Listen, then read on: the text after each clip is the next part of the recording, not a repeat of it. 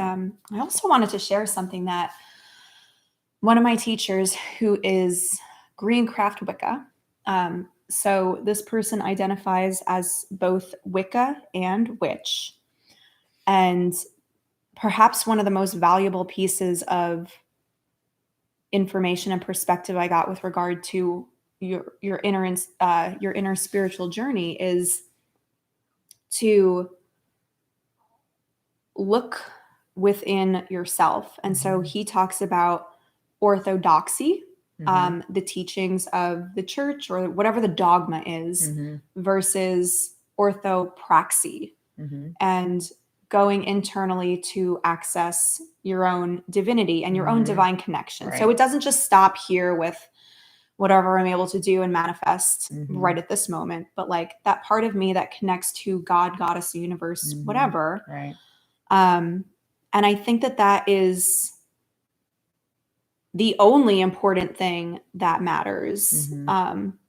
If you're able to go through your own divine channel, that's going to be much more effective and much more worth your while than going into the church, handing your key to the divine, to the minister, and like, hopefully they unlock the door. Yeah. Hopefully they know how to get the key into the lock. Right. Because it's not true. Not everyone has had a depth of experience. It's you can know a lot. You can have a lot of theory and a lot of training and have read a lot of books, right? But that doesn't guarantee a personal experience of peace and joy and love, the kind that you never forget, right? And have that pathway then to grow in and go back to. Yeah. I want to tell you about my first exorcism as well. Oh, wow. But yeah, we all have that key. And I think it's important to unlock the door yourself, because handing off your key, there's no guarantee that someone's going to unlock it for you.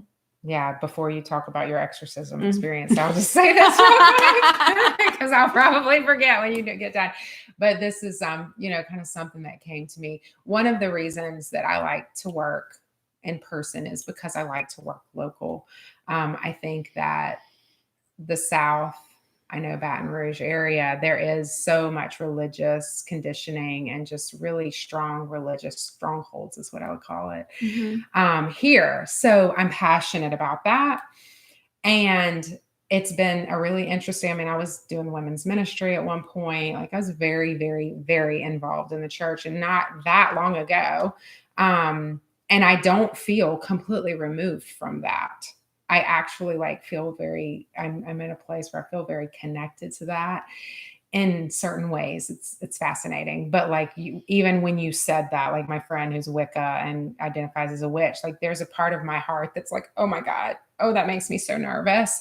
And what I've come to realize within myself, there's a primal fear in those words because that doesn't belong here, And so what it makes me think about, though, is that Christianity has had this, and I love that you use churchianity, because there's a difference in true Christianity and churchianity, which would be the religion.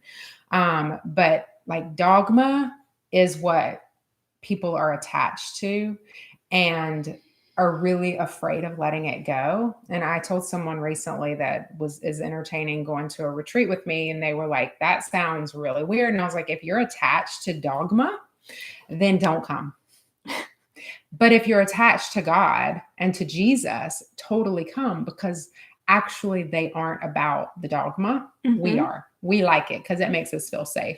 But with that in mind, as someone who still feels very connected to true Christianity, I've realized that, yes, we can very much just appropriate things like in yoga. I've struggled with this idea. Well, I did Christian yoga training. That feels very appropriated to me now. But like I said, it was kind of the pathway for me.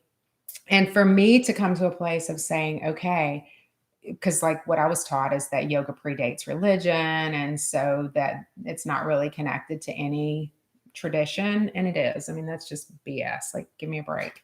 It just drives me nuts. Just free floats. Yeah, like, oh, it In just, the ethers. yes, exactly. And so, if yoga is, connected to Hinduism, if I'm Christian and I practice yoga, am I going to become Hindu?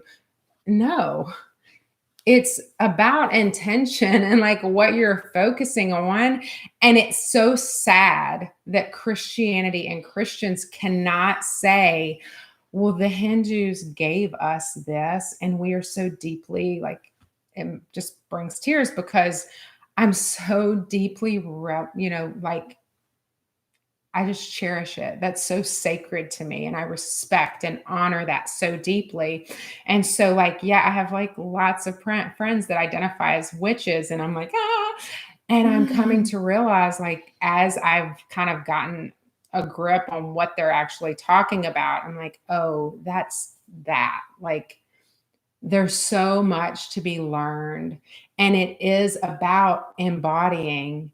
And it's actually like Jesus, whenever Jesus gave the bread and the wine, he was saying, we've turned it into this religious, like, do this in remembrance of me. And like, it's this rote little, ritual that doesn't have a ton of meaning for some people. I think for Catholics, it has more than it does for a lot of Protestants. We're all just reformed witches anyway.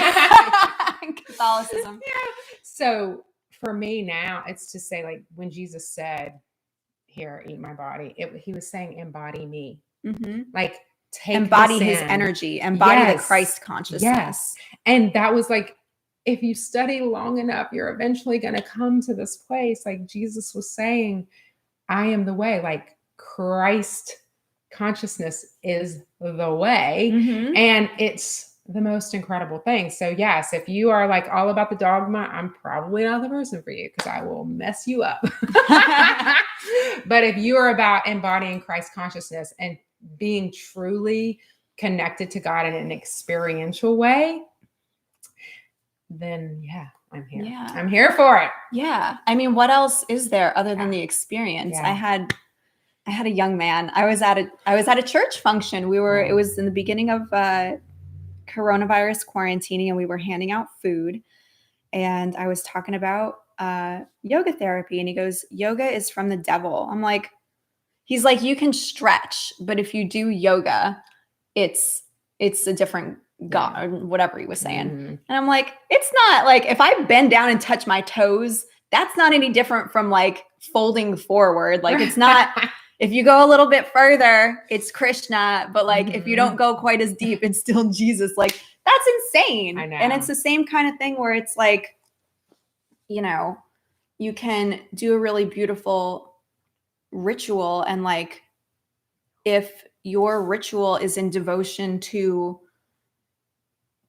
Christ, the Christ consciousness, or God, or Jesus, like, it doesn't, doing a ritual doesn't automatically mean that you're doing the ritual to Baphomet or to, which is like totally a misunderstood kind of deity.